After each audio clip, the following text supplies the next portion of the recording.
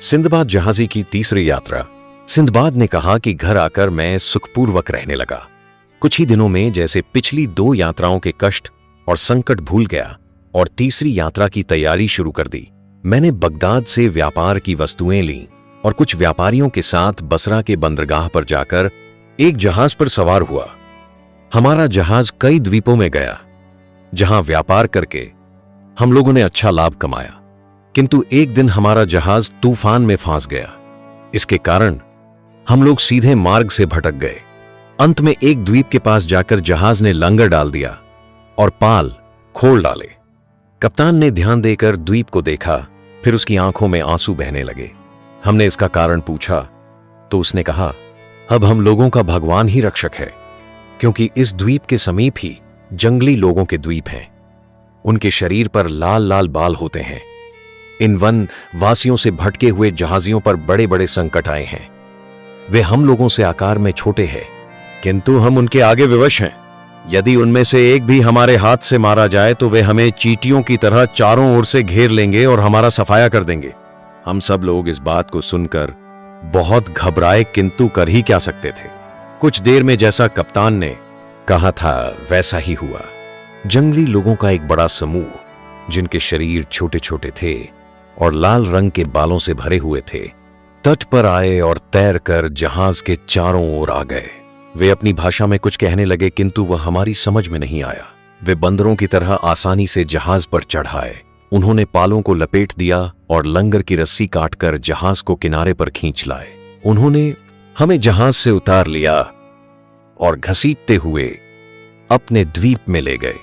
उस द्वीप के निकट कोई जहाज उनके डर से नहीं आता था, किंतु हमारी तो मौत ही हमें घसीट लाई थी।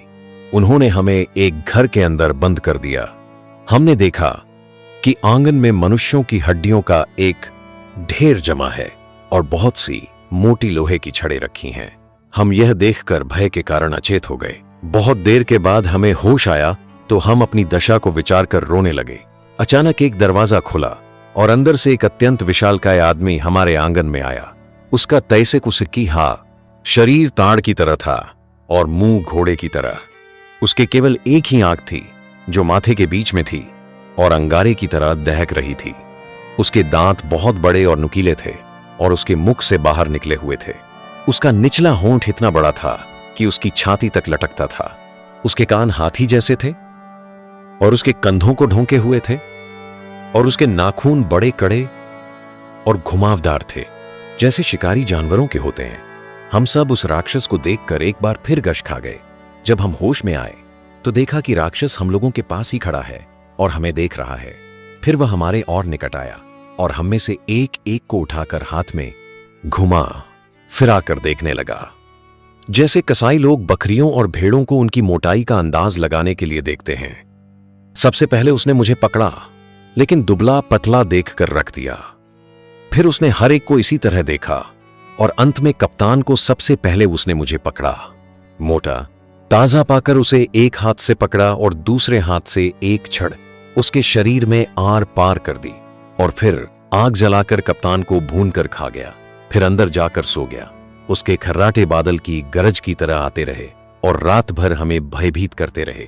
दिन निकलने पर वह जागा और घर से बाहर चला गया। हम सब अपनी दशा पर रोने लगे। हमारी समझ ही में नहीं आ रहा था कि उस भयंकर राक्षस से किस प्रकार प्राण बच सकते हैं। हम सब ने अपने को ईश्वर की इच्छा पर छोड़ दिया। घर से बाहर निकलकर हमने फल फूल खाकर भूख बुझाई। हमने चाहा कि रात को उस घर में न जाएं, किंतु और कोई स्थान था ही नहीं जहां रात बिताते। फिर राक्षस तो हमें ढूंढ निकालता ही, अतएव हम उसी मकान में आ गए। कुछ रात बीतने पर वह राक्षस फिर आया। उसने फिर हम लोगों को पहले की तरह उठाकर देखा और हमारे एक साथी को अन्य लोगों की अपेक्षा अधिक मोटा ताजा पाकर उसके शरीर में छड़ आया, घुसेड़कर भून कर खा गया। सवेरे जब वह बाहर गया तो हम लोग बाहर निकले। हमारे कई साथियों ने कहा कि इस प्रकार की कष्टदायक मृत्यु से अच्छा है हम लोग समुद्र में डूब मरे, किंतु हम में से एक ने कहा कि हम लोग मुसलमान हैं और हमारे लिए आत्महत्या बड़ा पाप है। हमें यह न करना चाहिए कि राक्षस से बचने के लिए स्वयं अपनी हत्या कर लें। उसकी बात मानकर हम आत्महत्या से रुक गए और सोचने लगे कि कैसे जान बच सकती है। मुझे एक उपाय सूझा। मैंने कहा, देखो, यहां सागर तट पर बहुत सी लकड़ियां और रस्सियां मौजूद हैं। हम लोग इनकी 4-5 नावें बना लें और किसी जगह छुपा कर रख दें। यदि किसी प्रकार अवसर मिले तो हम उन पर निकल भागेंगे। अधिक से अधिक यही तो होगा कि नावें डूब जाएंगी, किंतु राक्षस के हाथों मरने से तो वह मौत कहीं अच्छी होगी। मेरे सुझाव को सब लोगों ने पसंद किया। हम लोगों को नाव बनाना आता था और हमने दिन भर में 4-5 ऐसी छोटी छोटी नावें बना ली जिनमें 3-3 आदमी आ सकते थे। शाम को हम फिर उस घर टाथे के अंदर गए। राक्षस ने हर रोज की तरह हम लोगों को उठा कर देखा और एक हृष्ट-पुष्ट व्यक्ति को सलाख में भेद कर भून दिया और खा गया। जब वह सो गया और उसके खर्राटे बहुत गहरे हो गए तो मैंने अपने साथियों को अपनी योजना बताई और हमने उस पर कार्य करना आरंभ कर दिया। वहां कई सलाखें पड़ी हुई थीं और आग अभी तक खूब जल रही थी। मैंने और 9 अन्य होशियार और साहसी लोगों ने एक एक सलाख को आग में लाल कर दिया। फिर उस राक्षस की आंख में हम सभी ने उन सलाखों को घुसेड़ दिया, जिससे वह बिल्कुल अंधा हो गया। उसने अपने हाथ इधर उधर मारने शुरू किए। हम लोग उससे बचकर कोनों में जा छुपे। अगर वह किसी को पा जाता तो कच्चा ही खा जाता।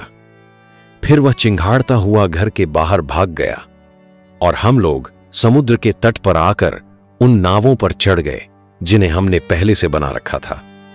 हम चाहते थे कि सवेरा होने पर यात्रा आरंभ करें। तभी हमने देखा कि 2 राक्षस उस राक्षस के हाथ पकड़े अपने बीच में लिए आते हैं जिसे हमने अंधा किया था। अन्य कई राक्षस भी उनके पीछे दौड़े आते थे। हमने उन्हें देखते ही नावें समुद्र में डाल दी और तेजी से उन्हें खेने लगे। राक्षस समुद्र में तैर नहीं सकते थे, किंतु उन्होंने तट पर से ही बड़ी बड़ी चट्टानें हमारी ओर फेंकना शुरू किया। केवल एक नाव को छोड़कर जिस पर मैं और मेरे 2 साथी बैठे थे, सारी नावें राक्षसों की फेंकी चट्टानों से डूब गईं। हम अपनी नाव को तेजी से खेकर इतनी दूर आ गए जहां पर उनकी चट्टानें आ नहीं सकती थीं, किंतु खुले समुद्र में आकर भी हमें चैन न मिला।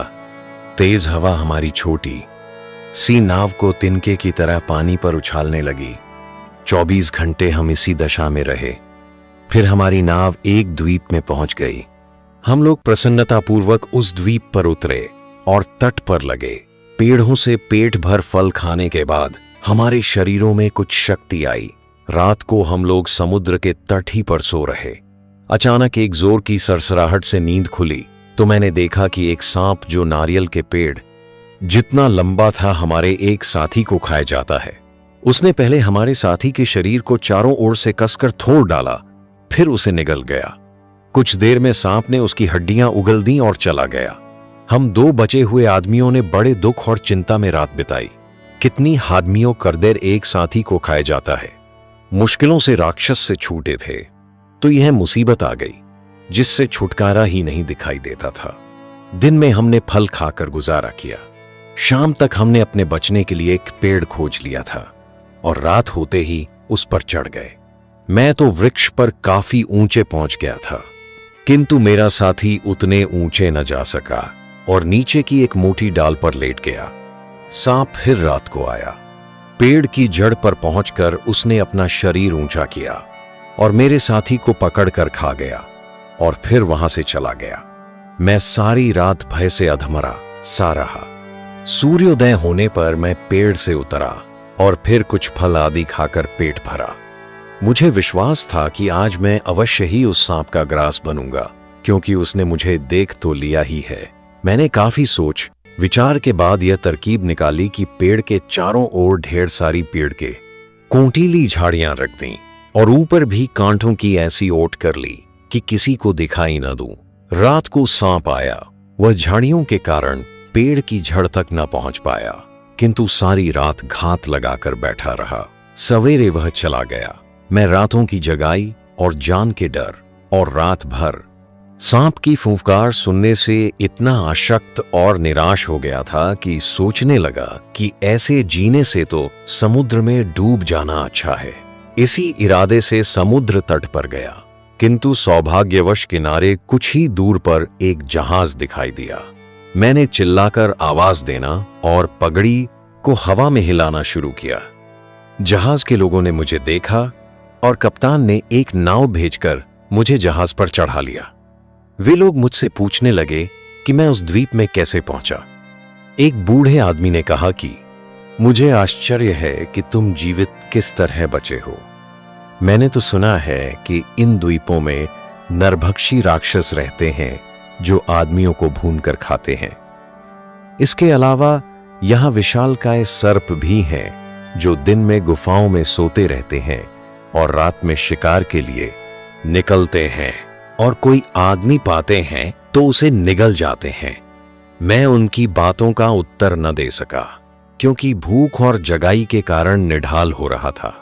उन्होंने मुझे भोजन कराया और चूंकि मेरे वस्त्र तार तार हो रहे थे इसीलिए एक जोड़ा कपड़ा भी मुझे दिया। फिर मैंने विस्तार पूर्वक अपनी विपत्तियों का वर्णन किया और बताया कि किस प्रकार राक्षस और सांप से बचा। सबने कहा कि तुम पर भगवान की बड़ी कृपा है जिससे तुम जीवित बच रहे। हम लोगों का जहाज सिलहट द्वीप में पहुंचा जहां चंदन होता है जो बहुत सी दवाओं में डाला जाता है। जहाज ने वहां लंगर डाला और व्यापारी गण अपना सामान लेकर द्वीप पर क्रय विक्रय करने के लिए उतर गए। कप्तान ने मुझसे कहा, भाई तुम बगदाद के निवासी हो। वहां के एक व्यापारी का बहुत सा माल बहुत दिनों से मेरे जहाज पर पड़ा है। तुम उसकी गठरियां ले जाकर उसके स्त्री बच्चों को दे देना। मैं चिट्ठी लिख दूंगा तो वे लोग तुम्हारी लदान की मजदूरी दे देंगे। मैंने उसको धन्यवाद दिया कि उसने मुझे काम तो दिलाया। उसने अपने लिपिक से कहा कि उस व्यापारी का माल इस आदमी को सौंप दे। लिपिक ने पूछा कि उस व्यापारी का नाम क्या था। कप्तान ने कहा कि माल का मालिक सिंदबाद जहाजी था। मुझे इस बात पर इतना आश्चर्य हुआ कि कप्तान का मुंह देखने लगा। कुछ देर में मैंने पहचाना कि मेरी दूसरी यात्रा में भी जहाज का कप्तान यही था। उस द्वीप पर मुझे सोता हुआ छोड़कर मेरे साथी जहाज पर चले गए थे और सभी ने समझ लिया था कि मैं कहीं मर खप गया हूं। यद्यपि इस घटना को बहुत कराहे पर मैं देखने लगा।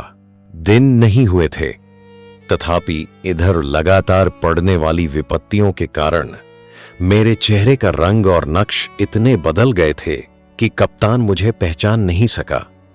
मैंने पूछा कि यह सामान क्या सिंदबाद जहाजी का है। कप्तान ने कहा, यह सामान निसंदेह सिंदबाद का है। वह बगदाद का निवासी था और बसरा बंदरगाह से हमारे जहाज पर माल लेकर चढ़ा था। एक दिन हम लोग एक द्वीप पर पहुंचे और जहाज का लंगर डाला ताकि द्वीप से लेकर मीठा पानी जहाज पर भर लें। कई व्यापारी भी घूमने फिरने को उतर गए। उनमें सिंदबाद भी था। कुछ देर में अन्य लोग तो जहाज पर आ गए लेकिन सिंदबाद ना आया। मैंने 4 घड़ी तक उसकी राह देखी, किंतु जब हवा अनुकूल देखी तो मैंने पाल खोल दिए और जहाज को आगे बढ़ा दिया। मैंने पूछा कि तुम्हें क्या पूरा विश्वास है कि सिंदबाद मर गया है। कप्तान ने कहा कि मुझे इसमें कोई संदेह नहीं है कि सिंदबाद अब दुनिया में नहीं है। मैंने उससे कहा, तुम मुझे पूरे ध्यान से देखो और पहचानो कि मैं ही सिंदबाद हूं कि नहीं। हुआ यह था कि द्वीप पर उतरकर मैं एक स्रोत के निकट खा पीकर गहरी नींद सो गया था। मेरे साथियों ने मुझे जगाया ही नहीं। शायद उन्हें यह मालूम भी न था कि मैं कहां सो रहा हूं। जब मेरी आंख खुली और मैं समुद्र तट पर पहुंचा तो देखा कि तुम्हारा जहाज दूर चला गया है। कप्तान ने यह सुनकर मुझे ध्यानपूर्वक देखा और मुझे पहचान गया। उसने मुझे गले लगाया और भगवान को धन्यवाद दिया कि मैं जीवित हूं, हालांकि मुझे मरा हुआ समझ रहा था।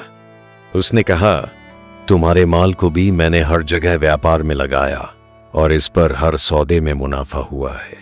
अब मैं तुम्हारे माल को तुम्हारे मुनाफे के साथ तुम्हें सौंपता हूं। यह कहकर उसने मुझे मेरी गठरियां सौंप दी और वह नगद राशि भी दे दी जो मेरे गठरियां सौंपता हूं। माल के व्यापार के लाभ के रूप में उसके पास थी।